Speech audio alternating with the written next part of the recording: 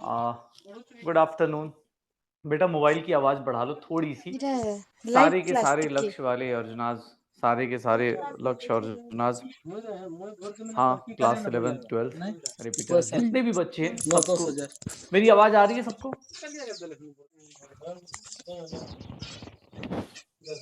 Okay चलो, good good good good. चलो आज कुछ इंपॉर्टेंट डिस्कस करना है, बहुत इंपॉर्टेंट डिस्कस करना है। टाइम भी अपने पास 5 महीने बचे हैं और 5 महीने के अंदर जो डिस्कशन स्टार्ट हो रही है वो देख लेना।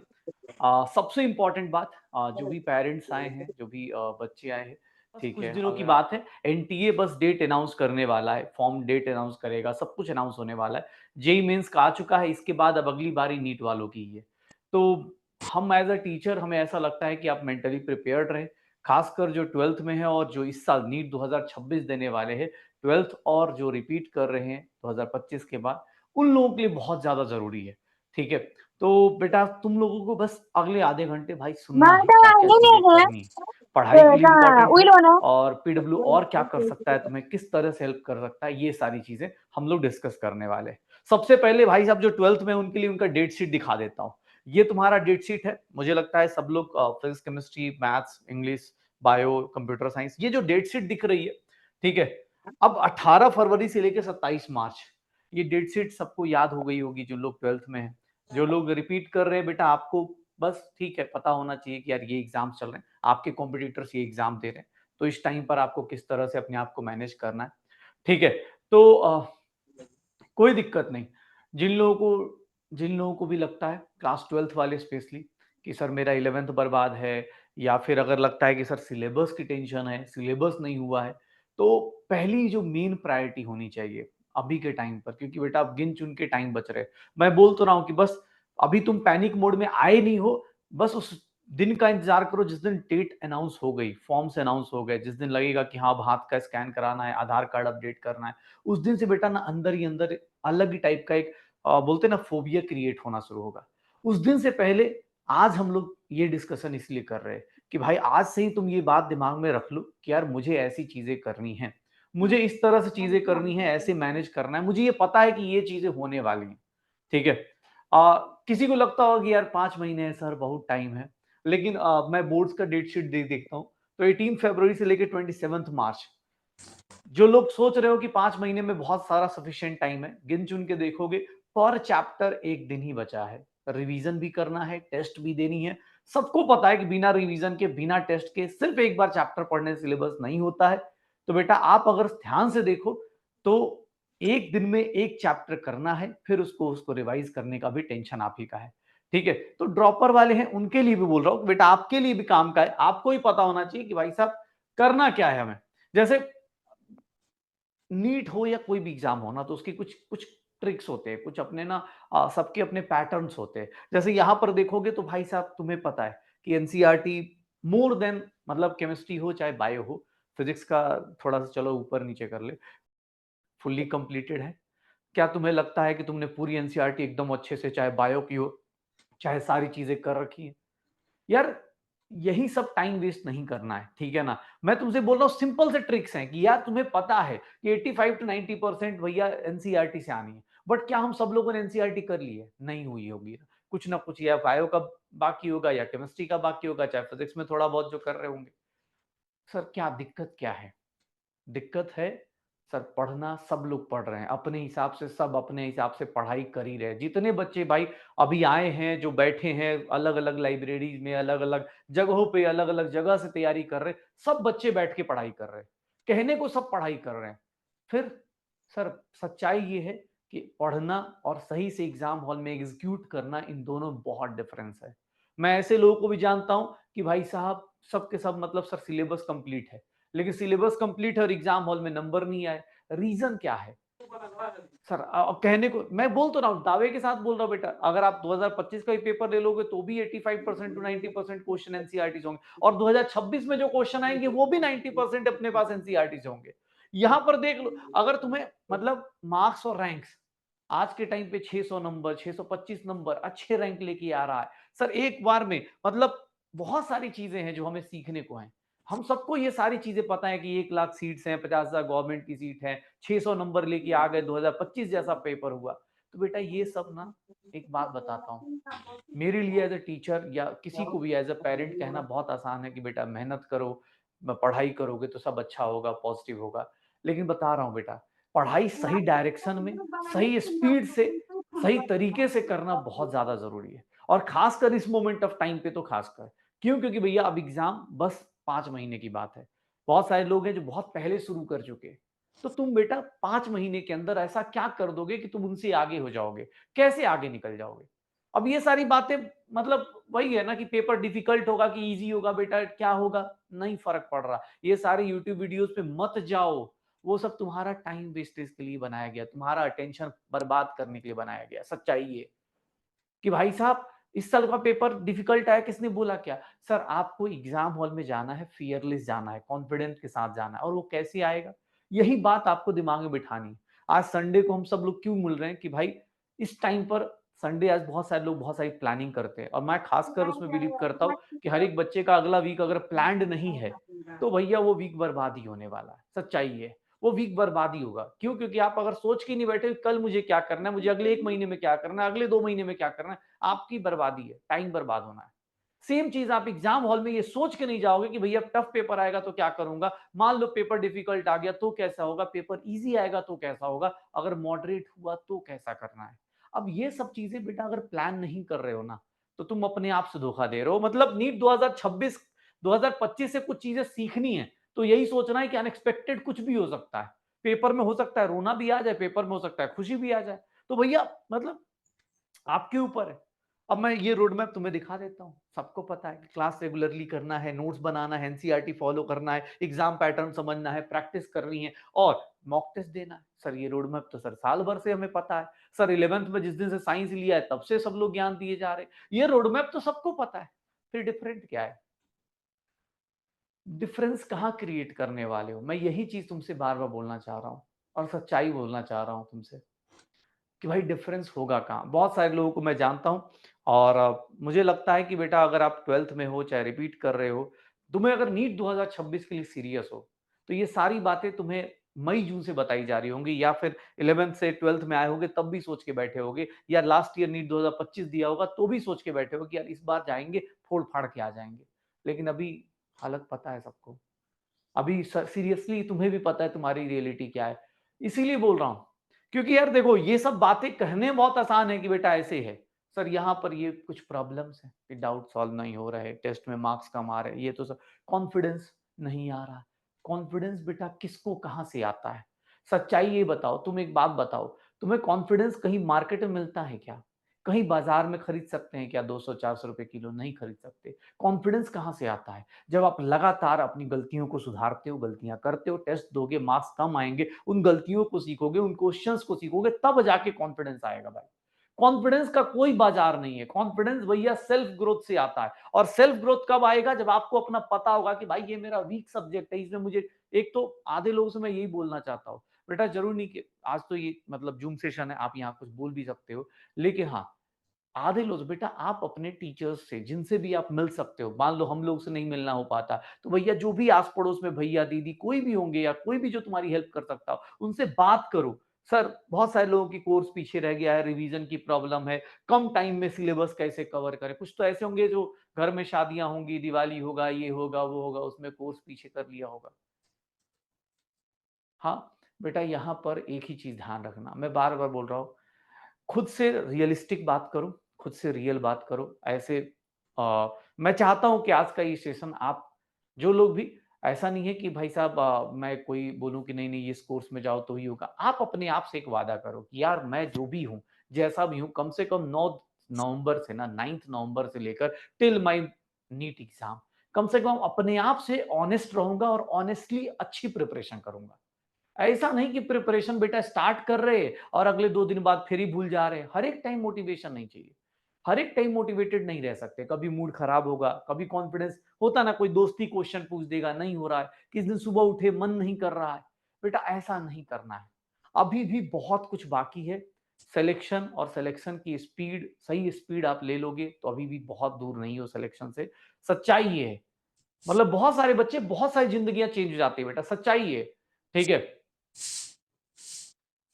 मतलब जितना अब बहुत सारे देखो ना अपनी क्लास में, मतलब लाइब्रेरी में आते हैं डेली 1.5 घंटे, 8 घंटे, 9 घंटे, 10 घंटे, बहुत सारे बच्चे 12-12 घंटे बैठे। अब तुम सोचो तुम्हें कैसे अपनी स्पीड बढ़ानी, ये प्रॉब्लम सबको है, ऐसा नहीं है तुम्हें लग रहा हो कि अरे सर मैं तो इस प्रॉब्लम से हूं, उसमें नहीं है, इसमें नहीं है, बेटा सबके साथ है। टॉपर भी है ना, उसको भी डाउट्स आ रहे, वो भी मतलब कहीं ना कहीं ऊपर नीचे फ्लक्चुएट कर रहा है। ठीक है, यहाँ देखोगे भैया किसी का कोर्स पीछे है, कोई आगे पीछे फ्लक्चुएट कर रहा है। तो ये प्रॉब्लम सबको आती है, तुम्हें ही नहीं है। तुम कोई ऐसा नहीं कि तुम सोचोगे अरे सारी चीजें मेरे साथ ही हो रही हैं, नहीं, सबके साथ होती है। ठीक है, हाँ, सबके साथ होती है, तुम्हारे लिए ही नहीं है। अब इसमें जो बैलेंस कर गया वो अपने पास है, जो मतलब मुझे लगता है। अब यहां पर मैं आपको एक, आपके लिए, एक आपके हेल्प के लिए, जो लोग जिस तरह से आप इसको देखें, अपने पास पीडब्ल्यू एक फास्ट ट्रैक बैच लेके आता है, फास्ट ट्रैक अचीवर्स बैच, खासकर 12th और ड्रॉपर के लिए स्पेशली, मतलब तुम्हारे बोर्ड्स के साथ, तुम्हारी अभी जो भी ड्रॉपर बैच में चल रहा है सिलेबस के साथ, एक चीज लेके आता है जिसका नाम है fast track batch. Reality days का प्लानर आप फाइनलाइज करो, देख के ना आप अपनी स्पीड बढ़ाओगे, आपको लगेगा कि हाँ भाई साहब, कोई सोचे कि सर मैं तो ऑनलाइन में हूँ, मुझे क्या जरूरत है। बेटा आप इसको देखो, अगर तुम प्रॉब्लम में हो, तुम्हें लग रहा है कि मुझे कैसे करना है, एआईटीएस तो देना ही देना है भाई, एआईटीएस के बिना तो काम ही नहीं होना है, एआईटीएस के बिना काम ही नहीं होना है। ठीक है ना, ये क्लासेस हैं कि क्लास कितनी होती है इस बैच के अंदर, एकेडमिक जो प्लानर है, टेस्ट देना। ठीक है, जो मालदा विद्यापीठ कलकत्ता से पढ़ा है, और वहां से सोचो फास्ट ट्रैक बैच से नंबर लेके केएमसी। ठीक है, तो तन्मय है क्या, कैसे हो आप? Hello sir. बच्चों को आवाज जा रही है आपकी? ये तन्मय दास, ओके। कैसा चल रहा है college? Sir am I audible? कैसा चल रहा है कॉलेज? हेलो सर, मेरा आवाज आ रही है? ओके, आपका भी फर्स्ट ईयर है, सेकेंड ईयर है? सॉरी, मैं आपको ये आवाज थोड़ी कम आ रही है तन्मय। हाँ, हाँ, तो मैं बोल मेरा रहा हूँ first first year, second year? मैं फर्स्ट ईयर फर्स्ट ईयर में हो? हाँ, 5 बैच। ओके। यार अभी अभी ये जो बच्चे बैठे हैं यहाँ पे ना, जो आए हुए हैं, उनको तुम अपनी तरफ से इस टाइम पे तुमने क्या सोचा था, मतलब अगर तुम्हें मैं बोलूँ इनसे अपने लैंग्वेज में बात करने के लिए, कि तुम बताओ, एज अ टीचर तो हम बोलते ही रहते, बट तुम बताओ कि तुमने इस टाइम पे क्या सोचा था कि यार इस जैसे फास्ट ट्रैक बैच को लेके मैं कैसे यूटिलाइज कर सकता है कोई बच्चा? सबसे पहले तो वेबिनार एंड तो एज ए मैं के बारे में आवाज नहीं आ रही है। आवाज नहीं आ रही है? वेट सर, एक सेकंड एक सेकंड। हाँ अब ठीक है, थोड़ा सा अब ऐसे बोलो शायद, हाँ। सर अब वॉइस आ हाँ रहा है? हाँ, अब ठीक है, बढ़िया बढ़िया। ठीक है ठीक है। सर मेरा नाम है तन्मय दास और मैं अभी कोलकाता मेडिकल कॉलेज में हूँ, फर्स्ट एज ए स्टूडेंट। और this is the topmost medical college of West Bengal, and it is one of the most prestigious colleges of India itself. And it is the it is the oldest college not only in West Bengal as well as in India as well as in Asia. It was founded in 1834. So okay. I'm still to, I mean, मैं इस जो webinar में हूँ इससे मतलब join करने में बहुत ही एक्साइटेड हूँ। और मैं भी बहुत सारे चैट्स में देख रहा था स्टूडेंट्स को, तो उसी देख के मतलब मेरा नॉस्टैल्जिया हो गया कि मेरा भी कुछ दिन पहले, बस कुछ दिन पहले मेरा भी सेम हालत था कि मेरा बैकलॉग हो गया है, मेरा रिवीजन नहीं हो पा रहा है, इस तरीके से हो रहा था। तो अभी उसको देख के मतलब बहुत ही अच्छा लगा है। और मतलब खुद को इस जगह पे देख के, मैं अभी कोलकाता मेडिकल कॉलेज के हॉस्टल में हूँ, ओके। वहाँ से मैं इससे ज्वाइन कर रहा हूँ। तो आप जो बोल रहे थे इस मतलब इस टाइम पे जो नवंबर दिसंबर जो होता है, नवंबर दिसंबर जनवरी, ये जो मतलब हम लोगों का प्रिपरेशन में बहुत ही क्रूशियल टाइम होता है। डिस्ट्रैक्शन में भी एज वेल एज प्रिपरेशन में भी, अगर थोड़ा सा भी हम लोग डिस्ट्रैक्ट हो गए, थोड़ा सा भी प्रिपरेशन के, तब ऐसा लगेगा कि कुछ दिन बाद जैसे कि जनवरी फरवरी जब आएगा, तब हमें लगेगा कि यार नहीं हो पाएगा, अब नहीं हो पाएगा। और तब जाके दिमाग में एक ख्याल आता है कि नहीं इस साल नहीं, अब अगले साल, अब अगले साल इस तरीके से हम लोगों का ड्रॉप ईयर भी बहुत ज़्यादा बढ़ते रहता है। जैसे कि I am a multi year dropper, तो मुझे मेरा भी ऐसा कुछ हालत था कि नहीं होगा नहीं होगा, मतलब मैं अच्छा तुम ड्रॉपर में थे? 12th में थे हाँ ड्रॉपर? ड्रॉपर में था। हाँ, अच्छा ड्रॉपर में थे, ओके। तो ड्रॉप ईयर में मतलब वो सब दिक्कत होता था कि मैं सोचता कि मैं कर लूंगा एट द एंड, फिर वही बात कि प्रोक्रेस्टिनेशन हो रहा है, मतलब करूंगा लेकिन नहीं कर पाता था इस तरीके से। तो अभी जो टाइम है ना, अभी डिस्ट्रैक्ट मतलब बिल्कुल भी नहीं होना है। और कुछ बैकलॉग, मैं चैट्स पढ़ रहा था कि बैकलॉग का कुछ जो ये है, तो बैकलॉग अभी मैंने कुछ किसी टीचर से मैंने सुना था कि ऐसा कोई नीट स्टूडेंट हो ही नहीं सकता है जिसका बैकलॉग नहीं है। बैकलॉग हर किसी का रहता है, थोड़ा बहुत एक दो लेक्चर ज्यादा, मतलब बैकलॉग रहता है हर एक स्टूडेंट का। तो बैकलॉग होगा ही। आप एज ए स्टूडेंट आपको वो सब क्लियर करना ही पड़ेगा। और मेरा अगर मैं पर्सनली ये करूँ तो अभी इस वक्त रिवीजन को सबसे ज़्यादा, मतलब हुँ, क्लास क्लास में तो करना ही पड़ेगा। क्लास में जो हो रहा है, 2-3 लेक्चर जितने भी हो रहे हैं, उसके साथ रिवीजन डेली कम से कम 1 से डेढ़ घंटा या फिर 2 घंटा कम से कम देना ही पड़ेगा। हर एक स्टूडेंट जो भी इस वेबिनार में है, मतलब रिवीजन अभी जो है बहुत ही इम्पोर्टेंट है। मतलब विदाउट रिवीजन पढ़ाई का टाइम कितना रखें? मतलब लाइक अगर अगर कोई बच्चा 12 घंटे पढ़ रहा है, तो तुम्हारे हिसाब से क्या लगता है कि बच्चे को कितना टाइम सेल्फ स्टडी मतलब रिवीजन और कितना टाइम करंट टॉपिक करना चाहिए?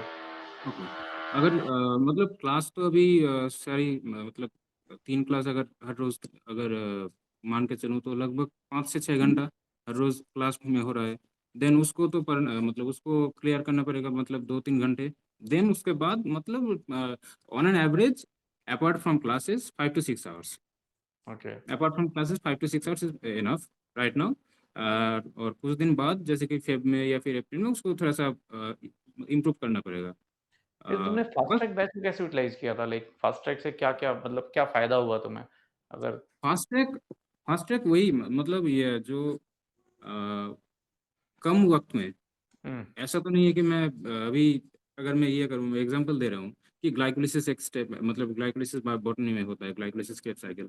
वहाँ पे मतलब ग्लूकोज है, ग्लूकोज से ग्लूकोज 6 फॉस्फेट, देन जो भी है, अगर उसको हम दो तरीके से पढ़ सकते हैं। एक है कि पूरा हम समझ के थोड़ा बहुत पूरा ये कर लिया, मेमोराइज कर लिया, और मतलब क्वेश्चन प्रैक्टिस कर लिया, हो गया। और एक मेथड है कि ग्लूकोज का स्ट्रक्चर कैसा है, ग्लूकोज से ग्लूकोज 6 फॉस्फेट कैसे बन रहा है, कि फॉस्फेट कैसे आ रहा है, एटीपी से आ रहा है या फिर एनएडीपीएच से आ रहा है, मतलब कैसे आ रहा है इस तरीके से। तो वो अभी मतलब कैसे आ रहा है, मतलब इतना डीप जाने का अभी कोई जरूरत नहीं।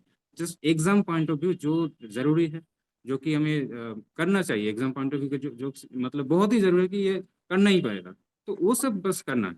और ऐसा भी नहीं है कि 4-5 महीने में 2 साल का सिलेबस करना आसान तो नहीं है, बिल्कुल भी नहीं, आसान तो बिल्कुल भी हाँ, नहीं है। तो अ, एक चीज है कि हर रोज का क्लास, बात सिंपल है कि हर रोज क्लास हर रोज अटेंड करना पड़ेगा।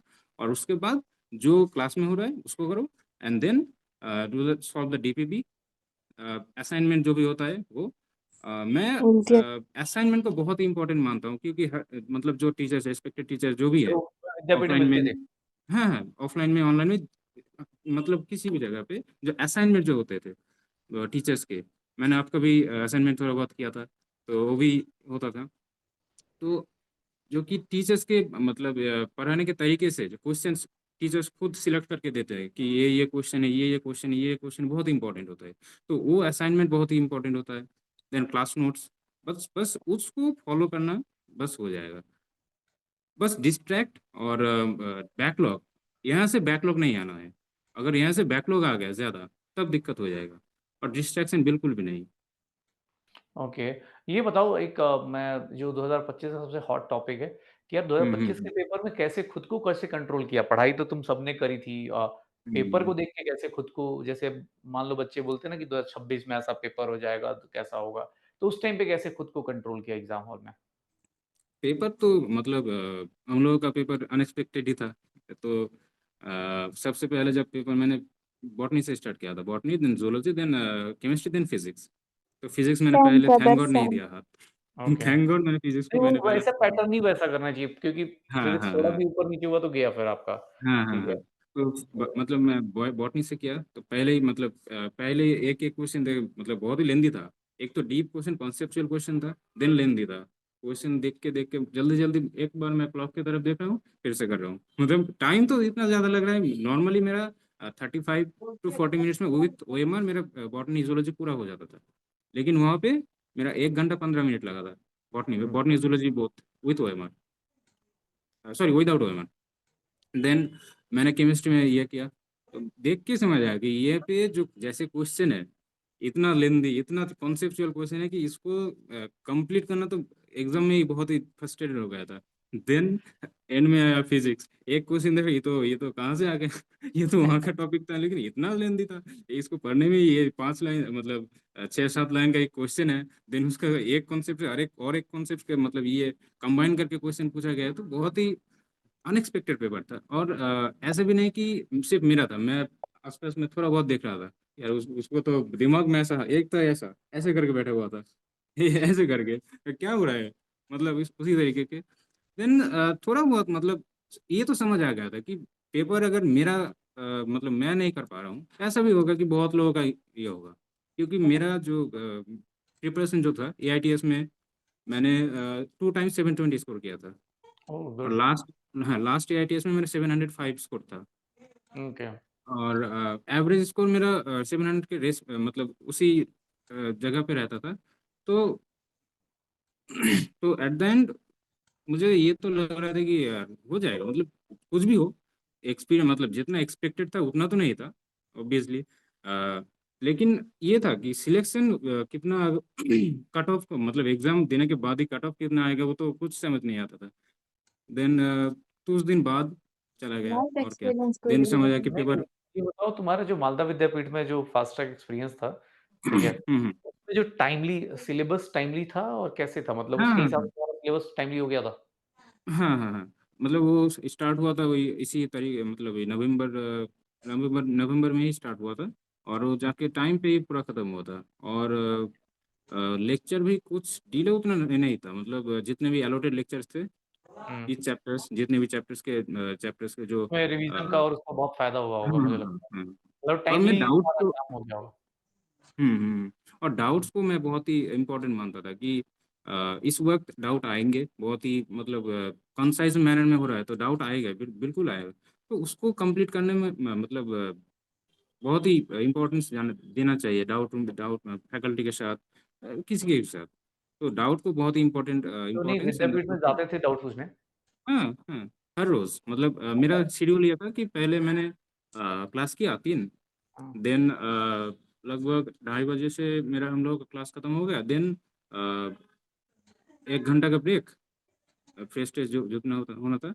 देन लगभग 4 बजे से लेकर के 7:30 बजे तक मैं लाइब्रेरी में रहता था, ओके, डाउट फैसिलिटी में।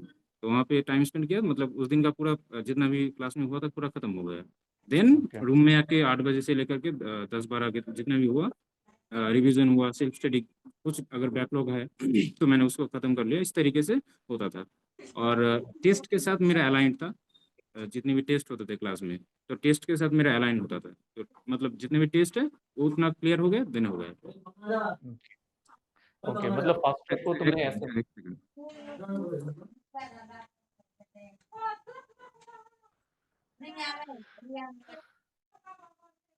चलो, यस मतलब सर। फास्ट ट्रैक को तुमने अच्छे से यूटिलाइज़ किया हुआ था। हाँ हाँ हाँ। मतलब जो बच्चे अभी अभी तुम्हारी वाली कंडीशन में हैं उनके लिए कैसा है? तुम्हारे हिसाब से आउट ऑफ 10 किस तरह का अगर यूटिलाइज़ किया जाए तो कैसा है बैच ये भाई, फास्ट ट्रैक बैच? तो अगर यहाँ पे अगर मैक्सिमम ड्रॉपर्स अगर हैं, या फिर वो भी कैंडिडेट जो कि बहुत ही बुरी हालत में है, उनको मैं बिल्कुल सजेस्ट करूंगा इसके साथ एक टेस्ट सीरीज, एक प्रॉपर टेस्ट सीरीज। इसमें तो एआईटीएस आ रहा है ना, हाँ इसमें एआईटीएस आ इसमें रहा है है, आ लेकिन रहा है, हाँ। हाँ इसमें है, मतलब उसी उसी को मैं फोकस करना चाह रहा हूँ कि ओके, टेस्ट ओके। मतलब टेस्ट को फोकस करो और देन क्लास में इन दोनों हुँ, को कंबाइन करके बहुत ही इधर उधर ज्यादा भटकना नहीं है, मतलब ये हो रहा है वहाँ पे, ये हो रहा है वहाँ पे, ये हो रहा है, ऐसा नहीं। बस एक चीज उसी को मतलब बार बार करते रहिए, बार बार रिवीजन बार बार हो जाएगा। नहीं, नहीं, थैंक यू भाई तुम जुड़े और बहुत-बहुत धन्यवाद तुमने मोटिवेट किया। ठीक है ना? थैंक मैं यू। थोड़ा बच्चों को और गाइड कर लेता हूँ। Thank you so much and all the best भाई। जल्दी से जल्दी दिल्ली मिलते हैं तुमसे, कलकत्ता आओ। मैं कलकत्ता आता हूँ या तुम आओ इधर तो मिलते हैं, ठीक है? ठीक है सर, ठीक है, थैंक यू सर। ओके चलो भाई, तो मैं तुम्हें कुछ बातें बता रहा था। मैं फिर से तुम्हारे सामने तन्मय दास बस, आपको जैसे भी लगता है कि यार मैं अपना बेस्ट कर सकता हूँ, जैसे तन्मय को लगा कि मैं फास्ट ट्रैक बैच में टेस्ट को सिर्फ उसका शेड्यूल सुन रहा था, ये क्लास कर रहा है, क्लास के बाद वहीं पर विद्यापीठ में ही बैठ के सारे के सारे आज का होमवर्क करके कंप्लीट कर रहा है, फिर घर पे जाके रूम पे जाके रिवीजन कर रहा है। तो बेटा ये उसकी स्टोरी है, आपकी अपनी स्टोरीज हो सकती हैं। अगले साल आप इस तरह की चीजें बता सकते हो लोगों को। प्लीज आपके अंदर ये चीज मतलब आनी चाहिए कि हाँ यार मुझे अ, अपने आप की अपनी सफलता खुद से लिखनी है और उसके लिए जिससे जो बन पड़ता है मैं करूँगा, ठीक है ना? जिससे जो बन पड़ता है उसके हिसाब से करेंगे। जो 12th में है उनको भी बोर्ड्स के हिसाब से भी ये बैच जाके, वही तो बोला आपको कि आप प्लानर देखो और उसके हिसाब से खुद को माइंडसेट बनाओ। अगर आप डिस्ट्रैक्टेड हो, अगर आपका प्लान चल रहा है, आप अच्छी पढ़ाई कर रहे हो, फिर तो नहीं, आपको ज़रूरत नहीं है। लेकिन ये बैच उन लोगों के लिए खासकर है जो इस टाइम पर डेविएटेड हैं और लगता है कि यार मैं तो मतलब इधर-उधर भटक रहा हूँ, मुझे कुछ समझ में नहीं आ रहा, कैसे खत्म होगा सिलेबस, किस तरह से होगा, कोई हाथ पकड़ के पहुँचा दे, तो बेटा ये तुम्हारे लिए है। इसके लिए करना कुछ नहीं, आप अपने नियरेस्ट विद्यापीठ जाओ और नियरेस्ट विद्यापीठ में देखोगे तो हर एक जगह ऑलमोस्ट पटना, कलकत्ता, दिल्ली, जितने भी कोटा, प्रयागराज, सारे के सारे सेंटर्स हमें दिख जाएँगे। सारे के सारे सेंटर्स मतलब इंडिया के हर एक सेंटर्स बेटा, ये आप चाहो तो स्क्रीनशॉट लेके रख सकते हो अपने पास, स्क्रीनशॉट लेके रख सकते हो, जहाँ पर चाहो वहाँ पर ये कर सकते हो। फास्ट ट्रैक के सेंटर्स देख लो, ये सारे के सारे।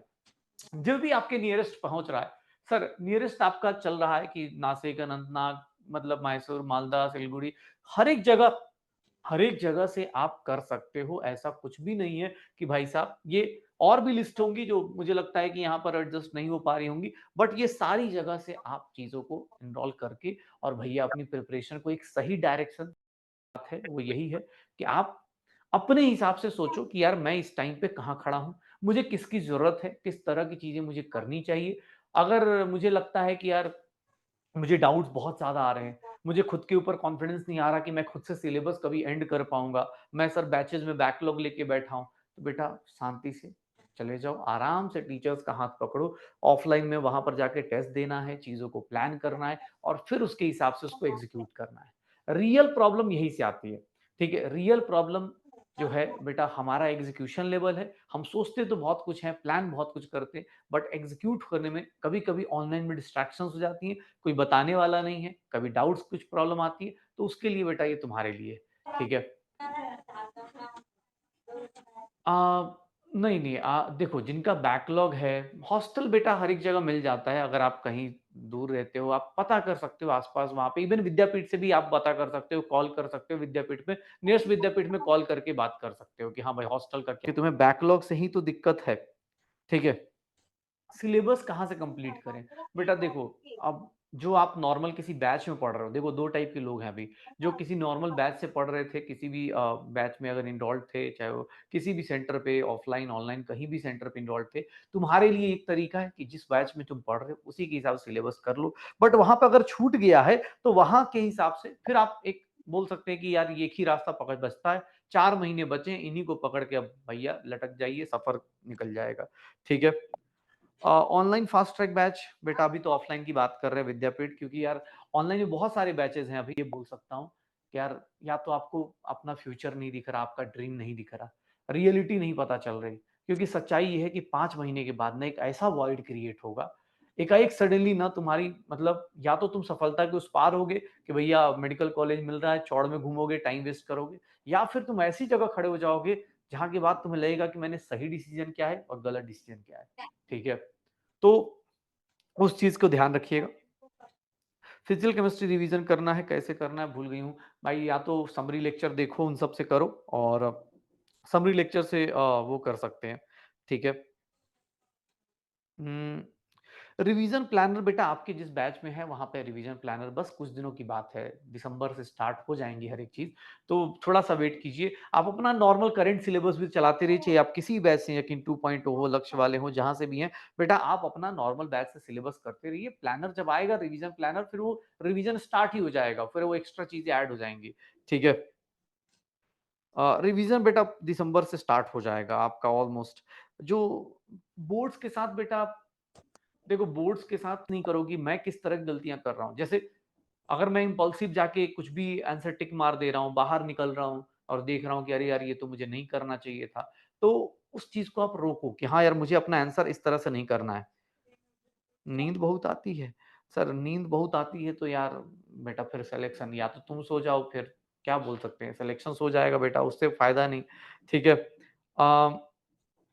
ठीक है, अगर आपका सिलेबस अच्छे से चल रहा है, तो बहुत अच्छा, अगर आपके साथ सिलेबस अच्छे से चल रहा है और अगर आप सिलेबस कर चुके हो, रिवीज़न करने की है, तो भी आपके लिए बैच बहुत बेनिफिशियल है। फास्ट ट्रैक बैच उस बच्चे के लिए और भी ज़्यादा मतलब होता है ना सोने पे सुहागा हो जाएगा कि अगर आपने सब कुछ कर रखा है, तो आपको 120 दिन में जाना है, बैठना है, रिवीज़न करके खत्म करना है चीज़ें, ठीक है। बेटा बोर्ड्स के साथ तो वही है कि बोर्ड्स का हर एक आते हैं, बेटा मॉक में मार्क्स या किसी भी जगह पर कम आ रहे हैं, ठीक है। ये सही है, how to make a chapter perfect. How to make a chapter perfect, उसके 2 तरीके हैं। एक पहले पढ़ लीजिए, फर्स्ट टाइम पढ़िए, फिर टेस्ट दीजिए। पार्ट सिलेबस टेस्ट होते हैं या कोई भी 50 टेस्ट होते हैं एनसीईआरटी के या मॉड्यूल के, टेस्ट दीजिए और टेस्ट के बाद एनालाइज़ कीजिए कि यार इसमें मैंने अभी जस्ट पढ़ा है, अभी कैसे गलती हो गई। फिर 7 डेज़ बाद फिर से रिवीजन कीजिए, फटाफट उस नोट्स को पलटिए और फिर से उसको 7 डेज़ बाद सेम टेस्ट को दोबारा दीजिए और टाइम कम कर दीजिएगा ताकि एक एक्स्ट्रा बर्डन है क्योंकि आपको क्वेश्चन पता है। ठीक है? फिर 14 डेज़ बाद कोई नया टेस्ट दीजिए उस चैप्टर से ताकि आप उस चीज़ को परफेक्ट कर पाएँ। तो बेटा चैप्टर को परफेक्ट करने के लिए तो यही तरीका है। ठीक है? अम, चलो और क्या है भाई बहुत सारे अरे भाई रुक जा धीरे-धीरे। अ, बहुत पीछे देखो बहुत सारे लोगों ने जो बहुत सारा सिलेबस पीछे कर रखा है, बैकलॉग हो रखा है कि फिज़िक्स में सब कुछ देखो अगर तुम्हारा फिज़िक्स अगर मतलब फिज़िक्स अगर या कोई भी देखो एक सिंपल सी बात है आज के टाइम पे हम लोग मतलब मैं सीधा बोलूँ कि बायो, बॉटनी और जूलॉजी ये तुम्हारी परफेक्ट होनी चाहिए। केमिस्ट्री, बॉटनी, जूलॉजी के बाद केमिस्ट्री उसके बाद परफेक्ट होनी चाहिए एंड द फिज़िक्स में कॉन्फिडेंटली आप जा पाओ एग्ज़ाम हॉल में उतनी तैयारी होनी चाहिए। क्योंकि भाई साहब इस टाइम पे ना ये सबसे ज़्यादा दिक्कत है। बहुत सारे बच्चों को लगता है कि सर इस साल वाला फिज़िक्स आ गया 2025 वाला 2026 में कैसे अटेम्प्ट करेंगे? भाई उसका एक ही तरीका अभी तुम्हारे सामने एक बच्चा बैठा था। सब लोग उस तरह का पेपर अगर आता है, अच्छा पेपर आता है तो उसको हमेशा भाई 100% अटेम्प्ट नहीं कर सकते। इस बार का कट ऑफ ही बता रहा है कि आप 100% अटेम्प्ट नहीं कर सकते। तो हमें भैया हमें रैंक के लिए मारा-मारी करनी है, हमें 100% के लिए मारा-मारी नहीं करनी है। तो फिज़िक्स हो चाहे किसी भी टॉपिक में अगर डिफिकल्ट पेपर आता है तो उससे डरना नहीं है, उस चीज़ों को मतलब ज़्यादा वो नहीं करना है। ठीक है? कोई बात नहीं, थर्मोडायनामिक्स तक किया है, करते रहो। देखो अपने पास जितना हो सकता है यस, यस अभी से भी दे सकते हो यार। मतलब देखो हम सीधा-सीधा बहुत सारे मैसेज हैं, तो मैं एक लाइन में बोलूँ, अब सीधा-सीधा तुम्हें बताऊँ कि भाई साहब अब तुम्हारे कम टाइम है जितना हो सकता है टाइम को प्लान करो और क्योंकि अब एक्सपेरिमेंट करने का टाइम नहीं है। कुछ बातें क्योंकि अब सेशन बहुत लंबा नहीं करना चाह रहा मैं। कुछ बातें जो तुम्हें दिमाग में रखनी है कि टाइम बहुत ज़्यादा नहीं है कि बहुत सारे एक्सपेरिमेंट्स कर पाओगे आप। आपके पास कम टाइम में बेस्ट करने की कोशिश होनी चाहिए। अगर तुम्हें लगता है कि यार मैं नोट्स बनाऊँगा, टाइम ज़्यादा लगेगा, मेरे लास्ट ईयर के नोट्स काम आ सकते हैं, तो आप उसमें काम कर लो। आपको लगता है कि यार मॉड्यूल्स हैं, मेरे पास कोई बुक है, एनसीईआरटी उसी में कुछ मतलब हाँ, नोट्स बना लेता हूँ, उसी में कुछ ऐड कर लेता हूँ, तो आप वैसे कर लो। स्मार्टली वर्क करो। कम टाइम में बेटा अच्छा रिज़ल्ट तभी आ सकता है जब प्लान करके स्मार्ट वर्क और हार्ड वर्क को कंबाइन कर दिया जाए और ये दोनों चीज़ें करोगे तभी रिज़ल्ट में कन्वर्ट हो जाओगे। इसके अलावा हर एक के पास अपनी-अपनी प्रॉब्लम्स है। किसी के पास बैकलॉग का है, किसी के पास रिवीजन का है, किसी के टेस्ट का है।